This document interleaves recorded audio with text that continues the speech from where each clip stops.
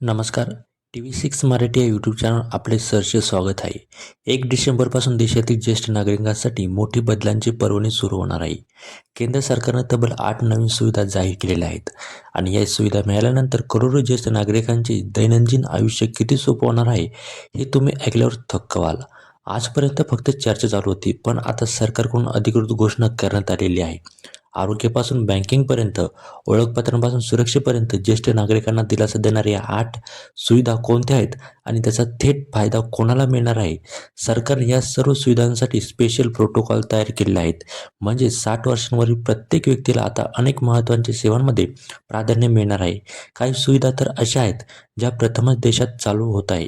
या पॉलिसीमुळे प्रवास, हॉस्पिटल, आर्थिक सेवा आणि सरकारी योजना या सर्व क्षेत्रात मोठे बदल होतील. काही बदल ताबडतोब लागू होणार आहेत, तर काहींसाठी जिल्हा स्तरावर खास तयारी सुरू आहे.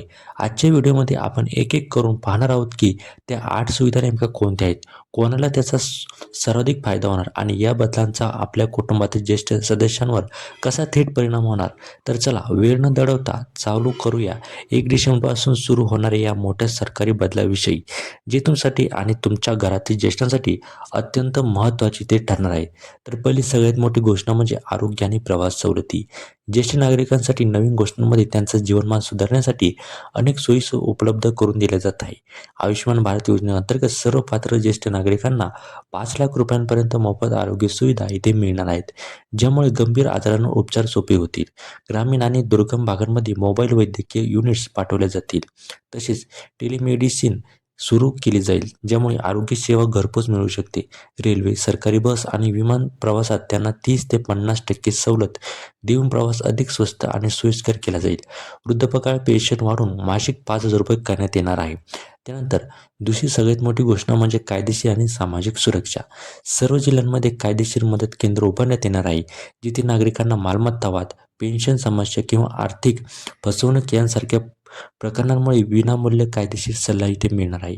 वृद्धांविरुद्ध होणाऱ्या हिंसा, उपेक्षा किंवा इतर गुन्ह्यांवर लक्ष ठेवण्यासाठी विशेष सुरक्षा आणि पाळत केंद्राची स्थापना केली जाईल, जी सामाजिक सुरक्षितता सुनिश्चित करण्यात येईल. तसेच प्रत्येक ज्येष्ठ नागरिकाला नवीन ओळखपत्र मिळेल, ज्यामुळे त्यांना रुग्णालय, बँका, रेल्वे स्थानके आणि इतर सरकारी कार्यालयांमध्ये प्राधान्य सेवा मिळणे सुलभ होईल. या उपक्रमांमुळे वृद्ध व्यक्तींना सुरक्षितता आणि न्याय मिळण्यास मदत होईल. नागरिकांचे हक्क सुरक्षित राहील. तिसरी सगळ्यात मोठी गोष्ट म्हणजे ज्येष्ठ नागरिकांसाठी आर्थिक सुरक्षा उपाय. सरकारने ज्येष्ठ नागरिकांच्या आर्थिक सुरक्षेसाठी महत्त्वाची पावले उचलली आहेत.